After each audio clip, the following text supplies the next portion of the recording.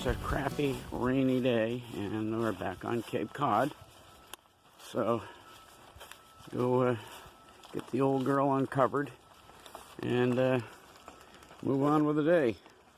One of the difficult things I've got to contend with is the very thing I had planned is not going to happen now. Because I'd planned to, well, this pulled up, must have been high wind. Anyway, I had planned to work on the stanchions today, and with this rain, it's not going to happen. I'm going to scope out where they were mounted, but other than that, I think I'm going to go ahead and just work on the inside of the boat. I've got some stuff I can do, including cleaning up after that last mess I made, cutting into the fiberglass in the up in the V-berth area. So, all right, I'm going to shut her down and get on into the boat. Little girl, rainy day. We are back aboard and got drop light in here, got the heater on, getting ready to get some work done, and this is the only way. It's going to rain, and it's going to rain. So okay, hang on. So it's not that cold out. I think it's probably 40 degrees, something like that. So got the boom tent set up. We're shedding water. Got the ladder up underneath the tarp. So that's kind of where we're going to be at for the day.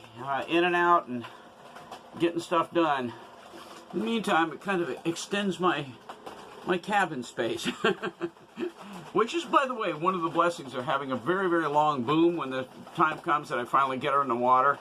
Once I put a boom tent on this, boy, it really expands that cockpit. The whole thing becomes a whole lot of extra space. So, in the meantime, I've got to go get some stuff out of my car, and I'm going to get to work on planning this shelf.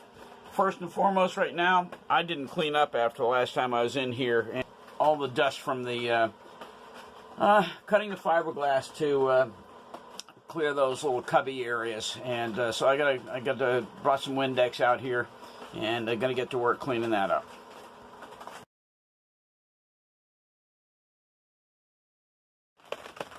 Crawling in and out under this tarp has made me think of this. I was watching Sail Brothers the other day, the guys that are overhauling a really nice little yacht they're working on, and they went ahead and took their tiller off, and I think the tiller that they had is the one that came on it. This is one that I built from scratch, and everybody knows about this. It's in one of my videos a long time ago. So anyway, I think I'm going to take this off. The problem is that you know, banging around the boat and crawling in and out and all this kind of stuff, it is entirely too easy to break this. Not that it's weak or flimsy or anything, but it's just that I don't want to be tripping over it, and I don't want to take the chances of cracking it or getting it marred up. So I think one of the things I'm going to do today is get out a set of wrenches and pull the 3 bolts that hold it on, and kind of wrap it up in a towel and stick it away someplace. So it stays nice and safe till we're ready to put the old girl in the water. Got it done. Got it off of there. I just wanted to make sure that it got all nicely stowed. I'm going to put it up in the V-berth with the table that I built.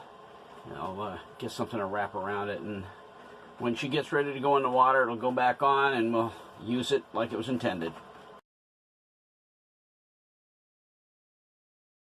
Alright, so here is the shelf. Instead of splitting it in half and all kinds of weird stuff like I was planning before, this thing is really nicely fit around the around these protrusions in the shell. Just, you know, like suction against the back wall all the way along. The only thing I've got to do, I've already got it marked. I'm at 1/8 of an inch in the front, 1/4 of an inch in the back, and vice versa. It's 1/8 of an inch in the back, 1/4 inch in the front over here. And I'm just going to take this template home, put it on the plywood, cut it according to what I've got, and the thing is going to fit perfectly right there. And I just like the idea of having instead of a pocket back down and behind there. I like being able to have a shelf there, just have a little extra counter space. It'll look nice. It's going to be all nice mahogany, dressed up with a little edge on it. Anyway, that's it. I'll also make it so that this can lift off from here and get to the storage just down and behind here. There's like a cubby down in behind it. Matter of fact, when I bought the boat, it was just grunge down in there. Nobody had paid any attention to it for a lot of years. And anyway, but that's it. I'm just going to make that, and you can be able to lift it off, but otherwise, it's going to make a nice little shelf just sitting there. I'll probably support it maybe along the back wall with a little support underneath. Maybe a very small support on this end, although it's not going to need it, I don't think. My whole thing is to have the thing fit like a glove, and it'll be a nice little shelf. Like I said, it's going to maybe hard for you to visualize, but when it's all dressed out with mahogany and maybe a nice little Meranti edge on the front of it, it's going to look like it absolutely fits in here. One mini project complete. All the batteries are changed out. All these little underlights are working. So that was, I went and bought a whole slew of AAA batteries this morning and changed them all out. So we're now back up and lit. I don't use them all that much, but they go out a little faster than I wanted to. You know what? That's not bad. I mean, at least they're still functional. There were a couple of those on the boat when I got the boat 2 years ago, and not only had they not been changed out with their batteries, but the batteries had leaked and they're all corroded. So I'm determined to keep all of these underlights up and running. So one project complete.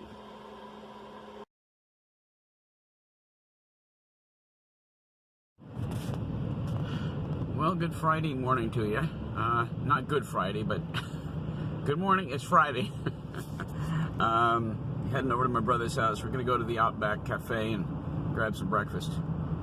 Sadly, I already ate breakfast, but I'm not going to tell him that. Anyway, looks like the weather's clearing. This kind of brightening up the sky, and may not have to deal with the rain as much. I think past 10 o'clock we should be in good shape, and plan to get back on the boat and get some work done. But in the meantime, heading for the Outback, and we'll pick up on this later. Cool part is, my brother and I don't get to do this very often, and when we do, it's kind of a celebration. And well, we'll catch you later. We finally got a break in the weather and getting a chance to look at this. These stanchions have been completely refurbished for the most part, and they're not perfect, but got all the crud cleaned off and managed to polish them up a little bit, put the caps on. We'll talk about that in a minute. But anyway, once you see how this lined up, this is exactly where this one used to be, or one of these used to be. And you can see the two holes in the back, and see there, I think that's got some sort of something in there, but they didn't try to fill it. They're just some crud that was on there and filled those holes in for the moment. But I think, see if they're, okay, it doesn't go through. Those were not bolted through the tow rail. Let's go on over on the other side and look.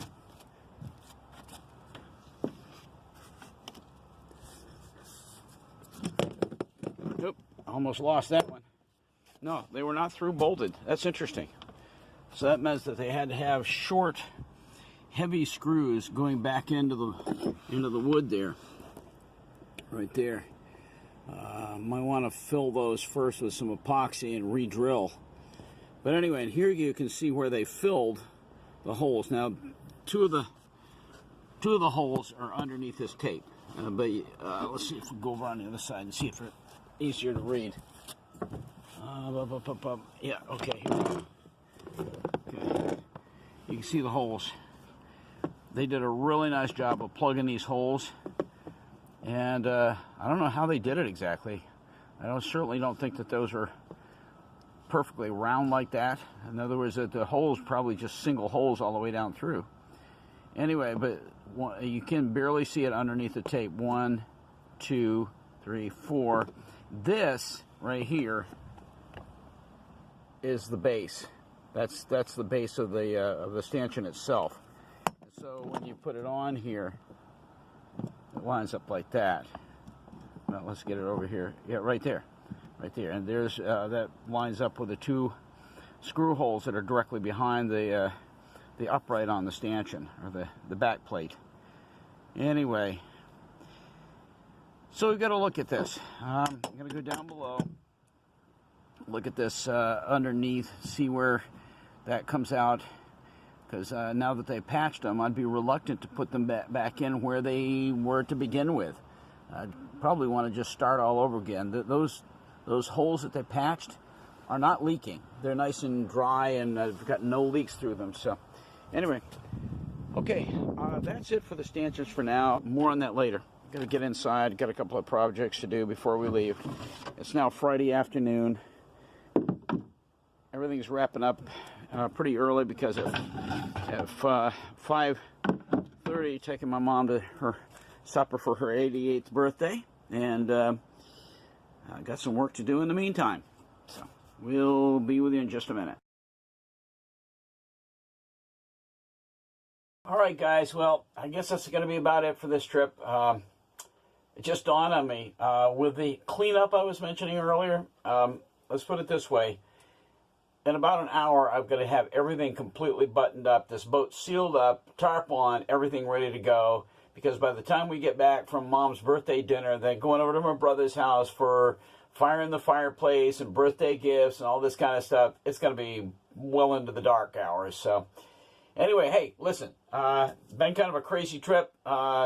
Different projects we've had going and so forth. But just want to say thanks for dropping by Restoring Little Girl, and drop by another time. And there's almost certainly, well, I know there is, a round 2 of this particular Restoring Little Girl as we get going on those shelves that I have made templates for. So look for that, and some more work on the stanchions and the lifelines, and we'll kind of keep you up to date. All right, have a good one, and again, thanks for stopping by Restoring Little Girl.